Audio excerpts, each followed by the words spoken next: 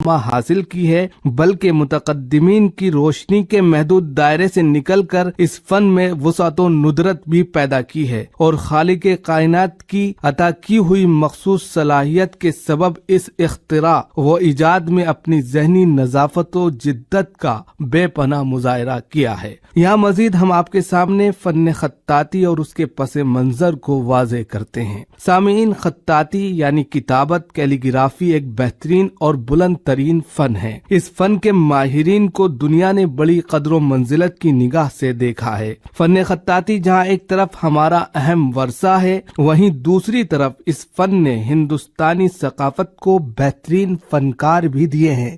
فن خطاطی نے قبول عام اور شہرت دوام کی بے شمار منزلیں طے کی ہیں۔ اس فن کے لازوال آثار آج بھی ناظرین کو حیرت و تعجب میں ڈالے ہوئے ہیں۔ اشوک کے ستون، قطب مینار کی اونچائی اور تاج محل کے لافانی حسن، نیز راشٹریہ بھون کے در و دیوار سے لے کر ممبئی کے عظیم الشان اور جدید ترین حج ہاؤس کی آرائش تک اس فن کے لازوال نقش روشن ہیں۔ ساتھ ہی ساتھ فن خطاطی نے روحانی اور مادی ترقی میں بھی نمایاں کردار ادا کیا ہے۔ اس طرح اس فن کی اہمیت و افادیت کو کوئی بھی شخص انکار نہیں کر سکتا۔ اسی طرح خطاطی یعنی کتابت، کیلیگرافی ایک روحانی صنعت بھی ہے۔ یہ دراصل روحانی الفاظ و حروف کا جسمانی اظہار ہے۔ یہی الفاظ و حروف اور عبارت جب فنکارانہ اور مہارت کے ساتھ نہایت چابک دستی، سلیقہ مندی سے آرائش و زیبائش کی خاطر تحریر کیے جاتے ہیں تو وہ خطاطی کہلاتے ہیں،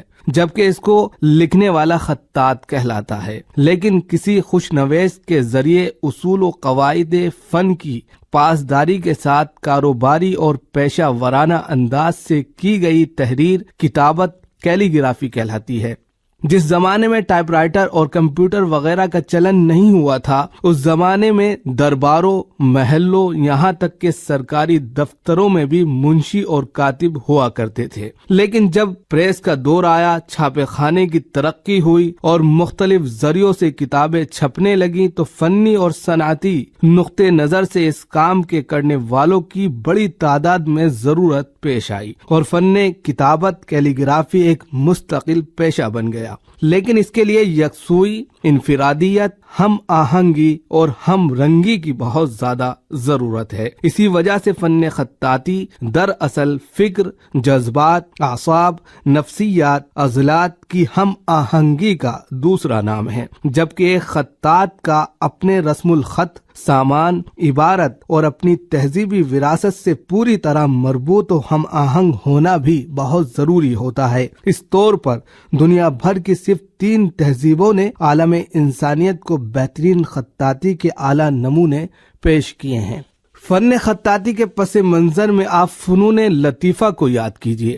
فنون لطیفہ میں موسیقی، غنا، سنگ تراشی، مصوری، نقاشی، سیکل گیری، عمارت سازی وغیرہ کا شمار ہوتا ہے۔ جب یہ فنون اپنی انتہا کو پہنچتے ہیں تو خطاطی میں تبدیل ہو جاتے ہیں۔ مثلا لفظ با میں الف کی اٹھان کا اختتام کسی گائیکار کے سر سے کم محنت نہیں چاہتا۔ حرف سین کی کشش کسی تلوار کے بے نیام ہونے سے کم نہیں ہے۔ عین کا سر کسی سنگ تراش کی چابک دستی کا پتہ دیتا ہے، تو بے، یہ، فے اور کاف وغیرہ چہلم میں تیرتے شکاروں کا منظر پیش کرتے ہیں۔ سین کے شوشوں کو بنانے کے لیے رباب کے تاروں کو چھیڑنا پڑتا ہے، جبکہ غین، جیم، لام وغیرہ تاج محل کے گنبدوں کی لٹکن ہے، تو صاد، طا، ہا کو دیکھنے پر ایسا محسوس ہوتا ہے کہ گویا سیب کے پھولوں میں سے چاندنی گزر رہی ہے، تاکہ تاج محل کی جالی کا نقش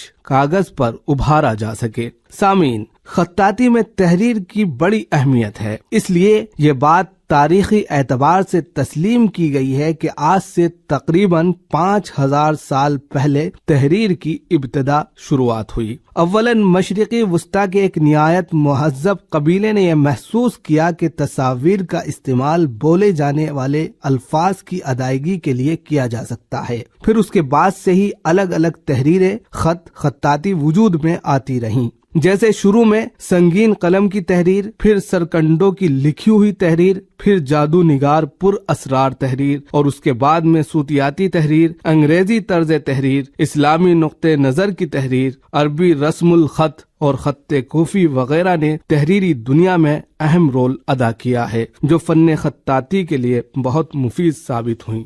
इसके बाद फन्ने खत्ताती दिगर फनून की तरह जहनी व जिस्मानी रिश्तों से निकलकर रूह कल्ब में सरायत करके जिस्मानी आज़ा के सहारे सफ़े किरतास पर जलवागर हुई। इसलिए खत्ताती के कुछ उसूल जवाबित भी हैं जिनके बगैर फन्ने खत्ताती नामुकम्मल है। आमतौर पर इन उसूल व कवायद को 4 हिस्सों में तकसीम किया गया है। नंबर 1 उसूल, नंबर 2 तनासुब, नंबर 3 नशिस्त और नंबर 4 कुर्सी। इसी तरह सामान्य खुश नवेसी यानी कलम, कलमदान, कलम तराश, स्याही, पेंसिल, स्केल, कागज, जेर मश्क, रबर, परकार वगैरह भी फन्ने खत्ताती के लिए बहुत अहम और जरूरी सामान हैं। इसके अलावा फन्ने खत्ताती में खत्ते नस्तालिक को बड़ी अहमियत हासिल है। खत्ते नस्तालिक ईरान के मशहूर खत्तात मुल्ला मीर अली तबरेजी की एक अनोखी इजाद है, जो उन्होंने नस्ख और तालीक के मिलाप से तैयार की थी।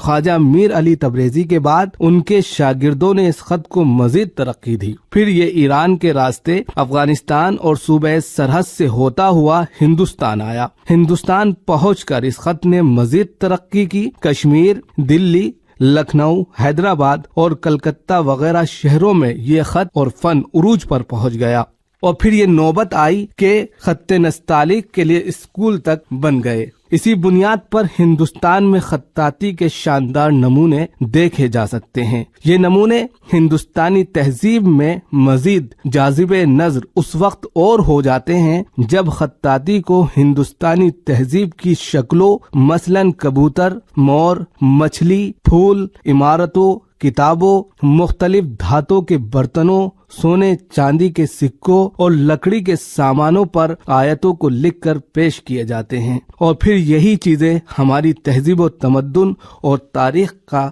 हिस्सा बन जाते हैं। लेकिन अफसोस की बात यह है कि जिस तरह माजी में इस फन ने उरूज देखा है, आज हाल में ये फन इतना ही जवाल पजीर है। आज कोई इसका पुरसाने हान नहीं है। आजकल इस फन को जानने वाले बहुत कम मिलते हैं। हो सकता है कि अब तादाद में कुछ और इजाफा हो, क्योंकि इस फन की अहमियत और इफादियत को ऑल इंडिया रेडियो लखनऊ नशर कर रहा है। नीज कौमी कौंसिल बराए उर्दू फरोग दिल्ली 2 साला डिप्लोमा भी करा रहा है। मजीद फखरुद्दीन अली उर्दू एकेडमी लखनऊ ने इस पर कंपटीशन कराए हैं और कुछ कंप्यूटर सॉफ्टवेयर भी आ गए हैं जो इस फन को जिंदा रख सकते हैं। फन खत्ताती और उसका पस मंजर, अभी इस मौजू पर आप ये मकाला समात फरमा रहे थे। प्रोग्राम के अगले हिस्से में समात फरमाइए चंद गज़ल